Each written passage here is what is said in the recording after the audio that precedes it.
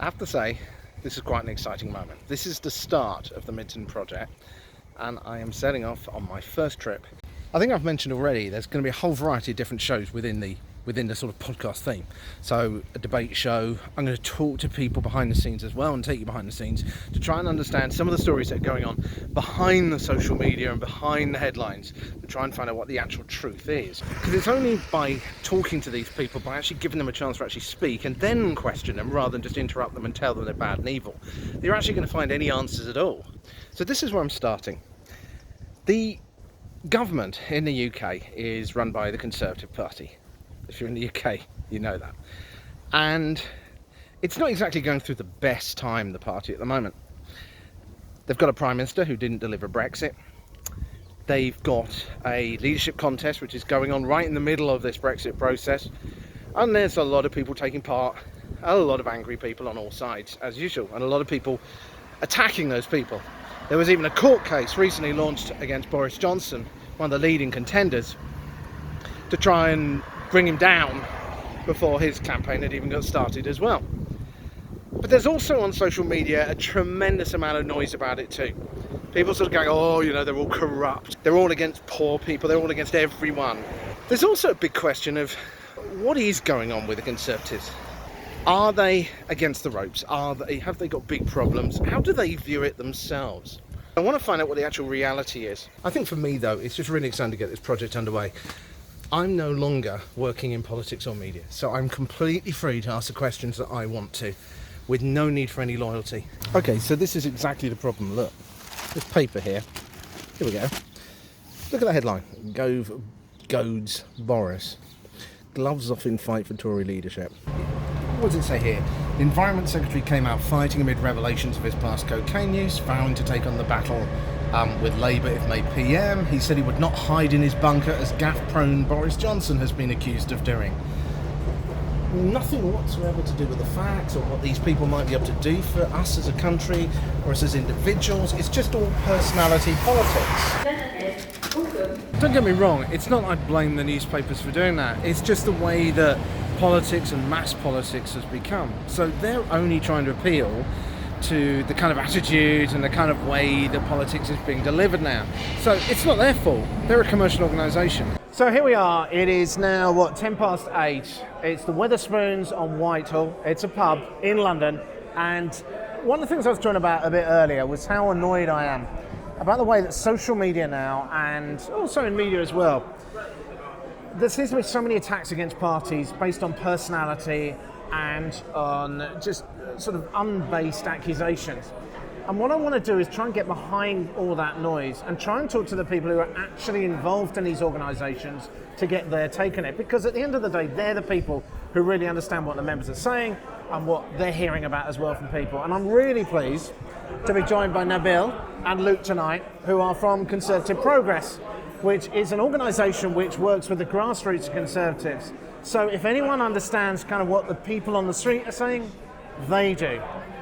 I want to start, the first question I've really got for you tonight is the difference between the left and the right? What is the difference between the Conservative Party and Labour and how they choose to deliver policies? Because ultimately every party says, we want to help the poor, we want to save the environment, we want to do this. So what is the difference?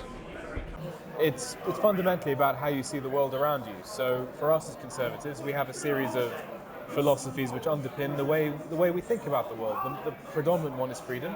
So we believe in individual freedom, we believe in free markets, and we believe in people's right to become what they want to be. I think one of the most conservative policies that we've had is actually raising the personal allowance on tax. So we have taken millions of people out of tax, and I think that really boils down to the inherent optimism that Conservatives have in the individual.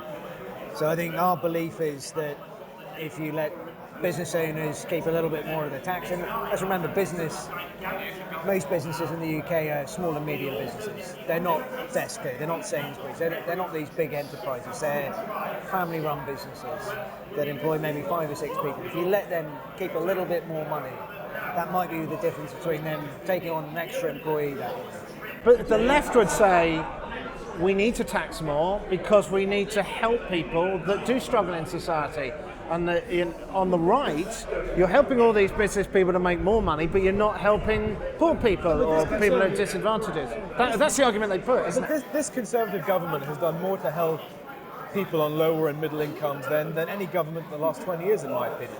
Whether it's raising people's personal tax allowance from, I think, 8,500 up to almost 12,000, whether it's freezing fuel duty, whether it's building more social housing than governments in the past.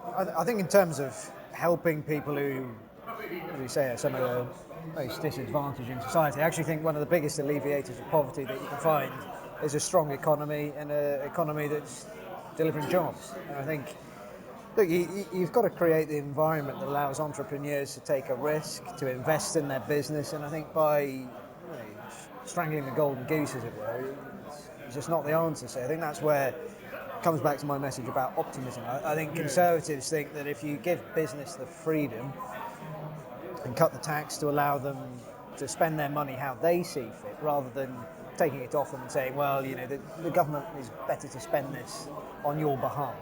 Actually, what they're going to do is they're going to want to grow their business, they're going to want to invest, they're going to want to maybe export to new markets. What does that mean? That means more jobs. And that's the biggest thing. So people get a job, they can get promoted at work, and that's the biggest upward driver for people to do better for themselves. So I think rather than saying, well, we'll take the money off and we'll give it to the poor people as a handout and give them a pat on the back. But I think it can go even further. I think everybody across the political spectrum can agree that society has to be fair, but the way we perceive fairness is fundamentally different.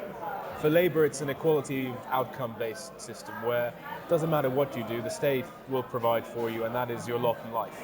And it almost strangles people's aspiration, people's ingenuity. As Conservatives, we believe in equality of opportunity. We believe it's the state's job to make sure everybody, regardless of where you come from, has access to the best possible start in life.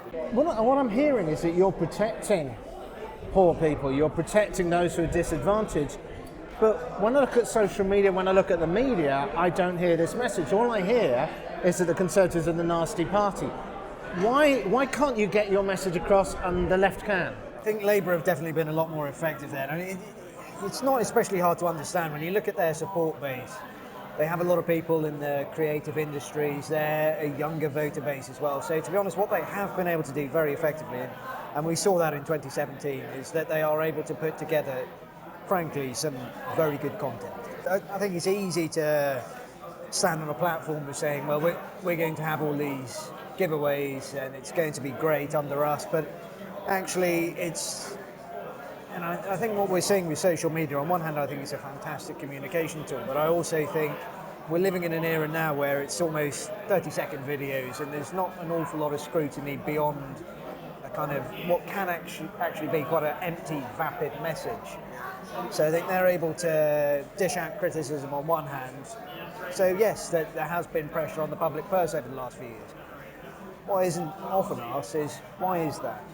That's because the government inherited a £150 billion deficit and the country was teetering on the verge of bankruptcy. So yes, there had to be some restraint. I think that's one area where we missed David Cameron, actually, because I think one thing, and I've got my criticisms of David Cameron on some things, but he was undoubtedly a master of sound bites and explaining things in very simple terms that people could understand. I think that's maybe one thing that we've lost under Tories May that somehow we need to recapture. It's not necessarily don't need to patronise the public. You just need to be able to explain things succinctly.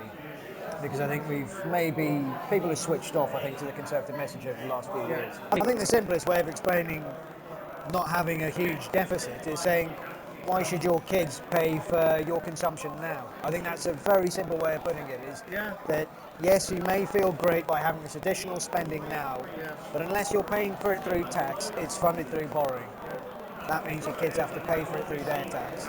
And you also have to boil things down into more easily consumable numbers. It's one thing saying we have a deficit of X billion or X trillion. What really cuts through is when you scale it down, you say our deficit is the equivalent of £25,000 per family.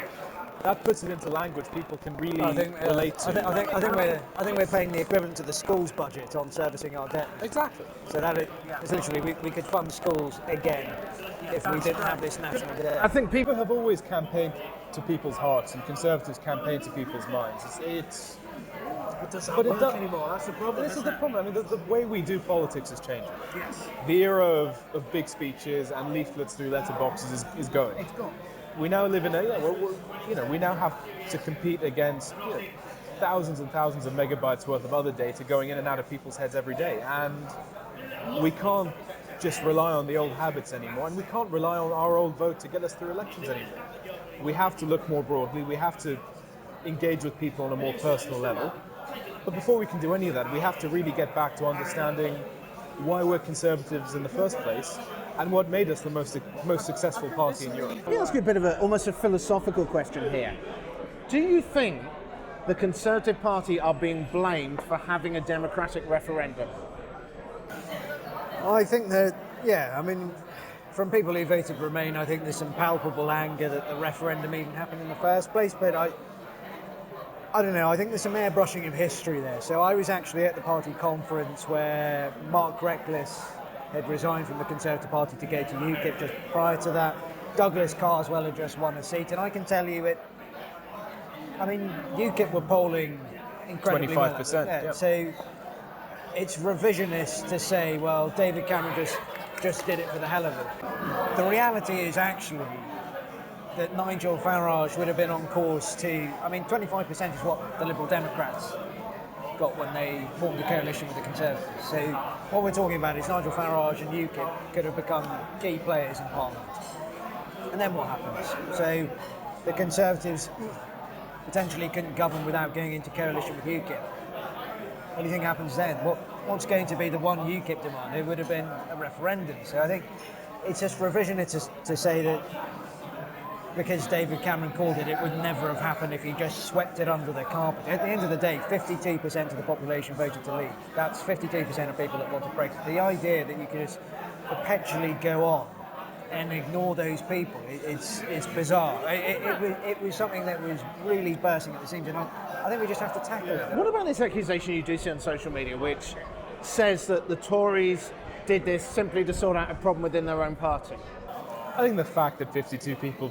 52. I'm sure the Remainers would like that one. I think the fact that 52% of people voted to leave indicates that this undercurrent was pretty strong. Hey, look at the geographic spread.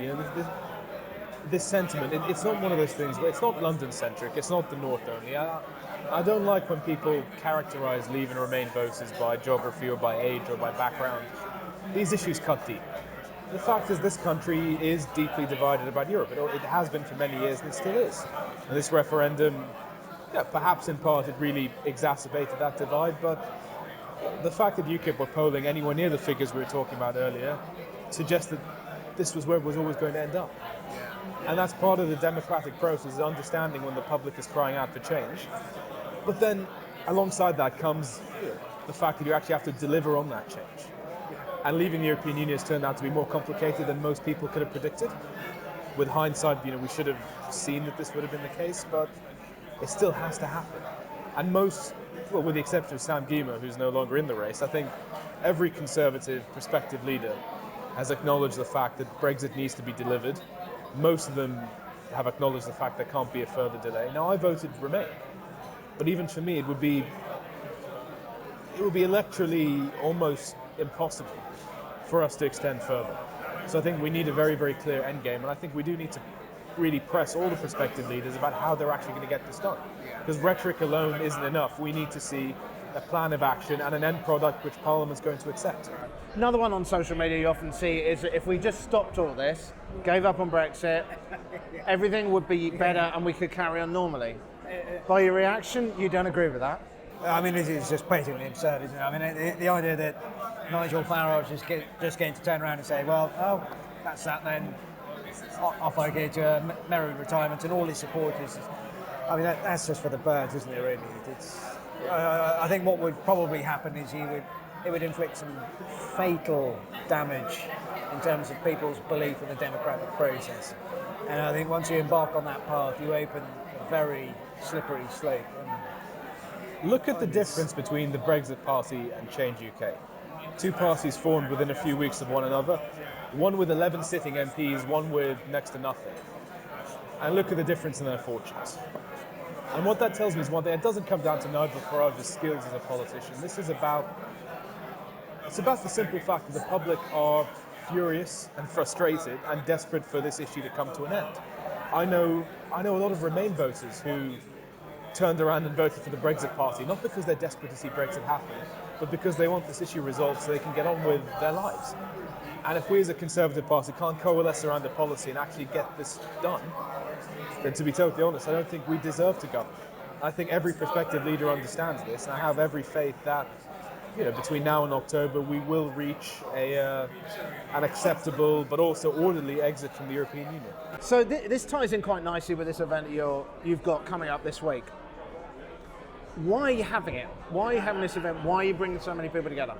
Well, it goes back to why we set up Conservative Progress in the first place, which is we saw this massive gap between the party's grassroots and its activists and the parliamentary party, and we saw the need for an organisation which bridges that gap, which tries to re-enfranchise and reconnect the grassroots, but which also, with one eye on the future, actually invests in our members, trains activists, upskills activists, and makes sure that that their voice is heard. And that's why we set this up, and it's grown phenomenally quickly to the point where we now have, I think, 7 current and former Secretaries of State and 6 prospective leadership candidates coming to our event this week, and it's something I'm really looking forward to. Well, look, I think it comes back to the point you made before about why Labour are getting their message through clearer. So 2 of the things we're doing is we're training people in digital communications because we need to get better at that. Second is public speaking because we need to be able to get more effective at persuading people. But the other thing is, in terms of the conference itself, it's about having some energy around the whole thing.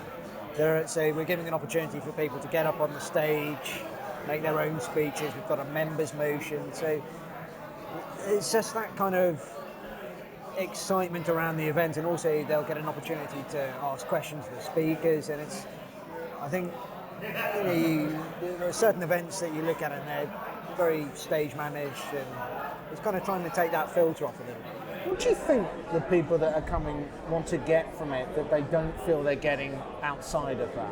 I think it's 2 things. I think the first thing is they want to hear from the full breadth of the Conservative Party, and we've been able to bring together people from both sides of the party. So we have Esther McVeigh, Priti Patel, Dominic Raab, but on the other side we have Jeremy Hunt, Sajid Javid, John Glenn, and others. So we really tried to bring together both sides of the Conservative Party.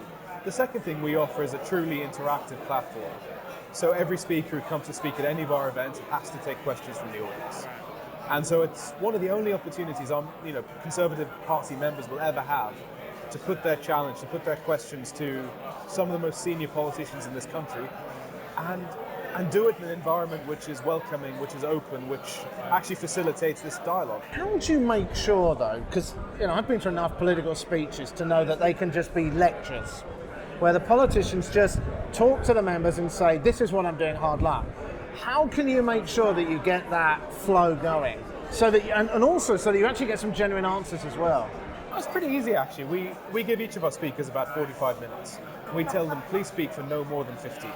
Doesn't matter who it is, whether it's the senior ministers of state, whether it's 15 minutes to give us 20-25 minutes for Q&A with the audience. We even put 2 chairs and a coffee table on the stage and kind of almost make it happen. The truth is, though, most of these politicians are desperate to have that engagement. They look at this as an opportunity to connect and engage with the activists. It's not a threat or a risk for them. It's a chance to really answer some of the questions our members have, and it's a chance to really connect with members on the issues they want to talk about. The funny thing I've actually found as well is some of the best sessions I've actually seen, to be really blunt, sometimes the speech has been forgettable. The best I've actually seen, most of them, is the Q&A, and I almost think, it's almost when you just, as you say, kind of sit them down, it's a little bit relaxed, when they're just themselves and they just answer the question directly and just talk about who they are and why they're a Conservative in the first place, these kind of things, that's actually when we get the best answers, and that's actually when we've seen some of the best rounds of applause from the audience. So, I mean, maybe that's something for them to think about with the speeches, but it's their own prerogative, really.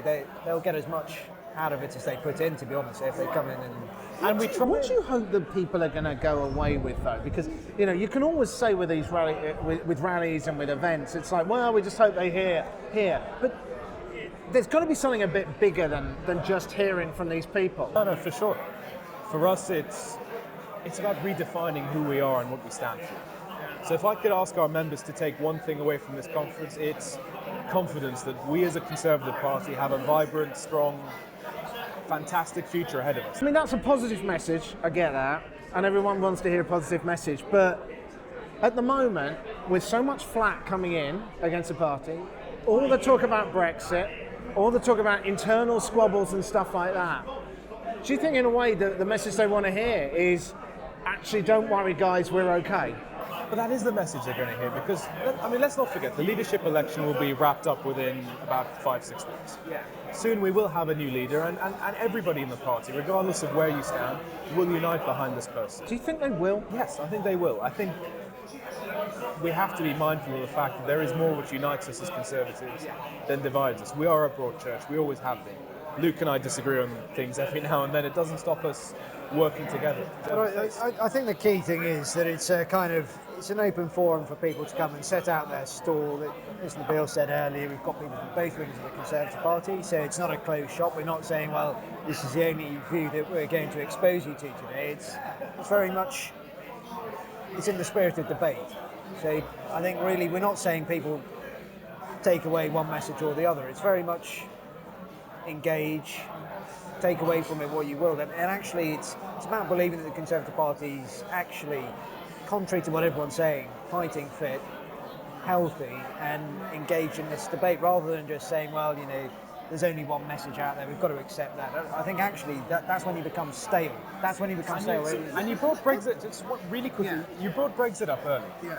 The nice thing about this conference, and one of the things I really want people to take away is, we may disagree on Brexit now, there will come a time in the very near future where the Brexit debate is put to bed. And the narrative changes back to how do we build a safe, secure, prosperous country.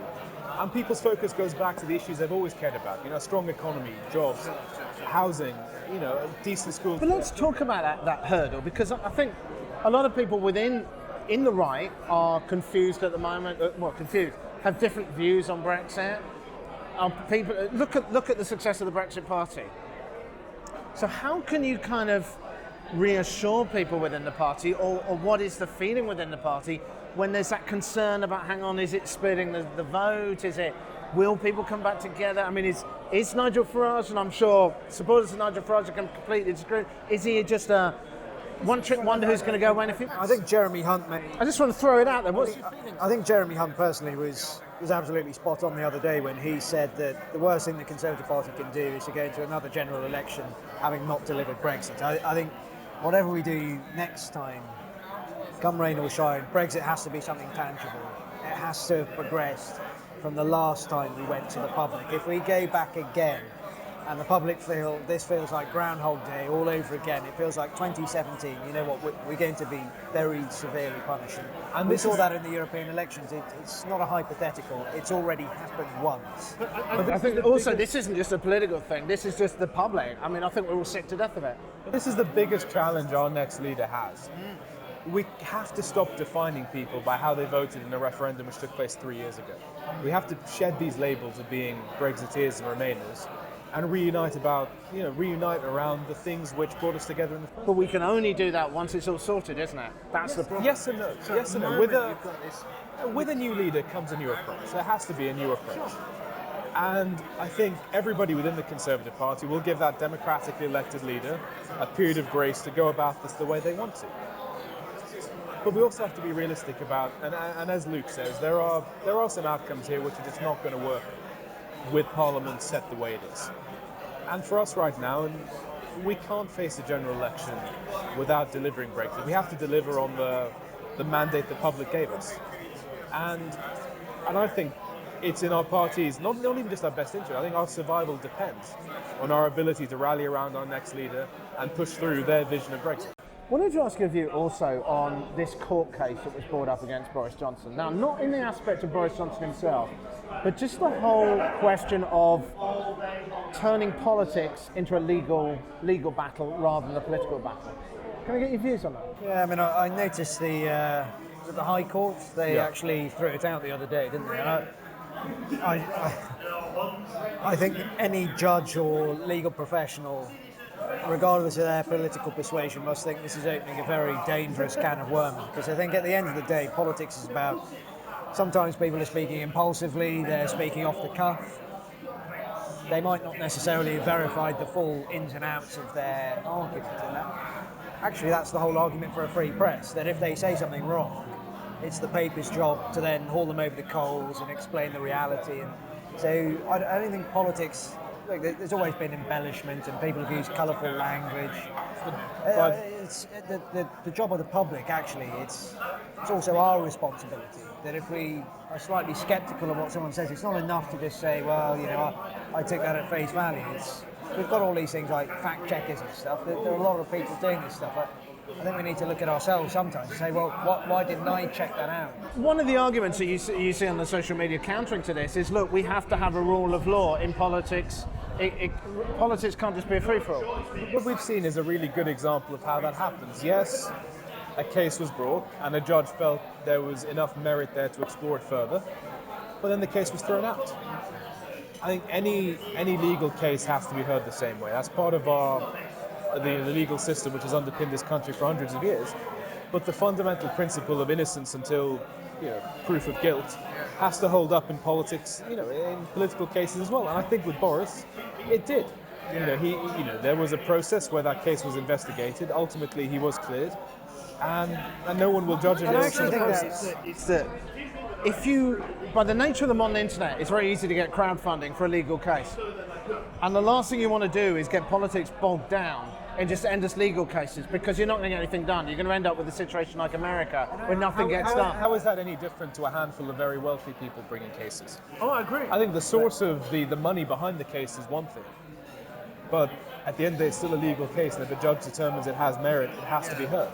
And yes, politically, the timing might be inconvenient, but that's the legal system. We don't want to get into a situation, though, where every time someone doesn't like something, they just buy a legal case to try and interrupt it, do I think this is a precedent which may work against that happening again. I think people have seen that, yes, a case was brought, but it was very quickly exonerated. It certainly hasn't harmed Boris's leadership chances.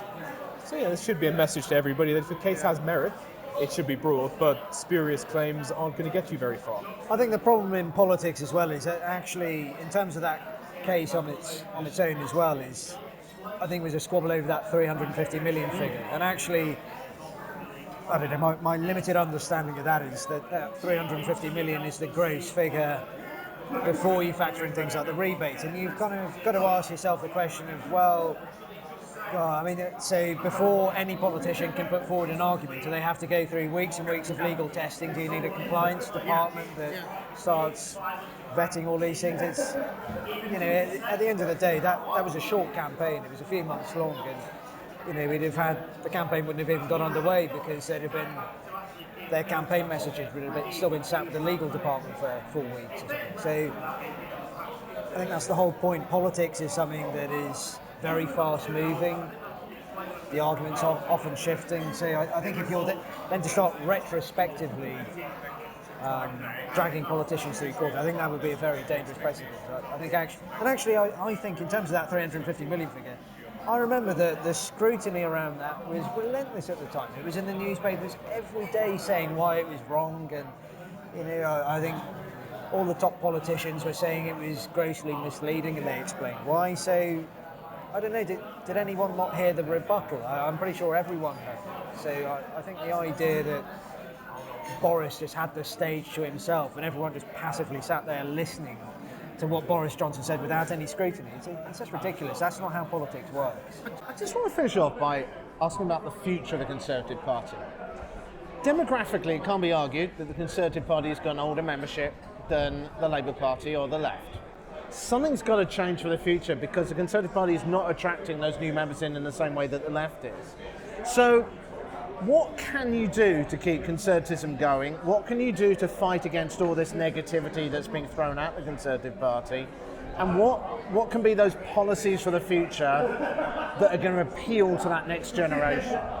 I think I'm going to start by actually challenging something you said, which is that we have an older membership. I think that's another one of these common misconceptions which the Labour Party peddles. I used to be chairman of the Young Conservatives in London. Luke was as well, actually. We've worked with young Conservatives. We continue to. We have a vibrant young Conservative membership. Where I live right now in Salisbury, we recently set up a Young Conservatives branch. We have, dozens of young people trying to get involved. But I think you are right about our offering for future generations. I think whatever policy platform we put forward has to have that in mind. I think it comes down to a handful of key policies. One is housing. The number one issue most young people face is buying their first home. We have to be the party which unashamedly owns the idea of home ownership. I don't think we're there yet. The other thing I fundamentally believe is that we have to build a country which thinks for the future. And that comes back to some of the things I was saying earlier about building a green economy, about investing in a carbon neutral future, about green technology, about being a country which doesn't just do the minimum, about being a country where we're mindful of what the world around us is going to look in 60 years. And whether it's the business we conduct domestically or whether it's how we conduct our business abroad, we have to keep that at the heart of how we're thinking. And with that long-term plan, I think we can be successful. I think we can attract a new generation of people on side.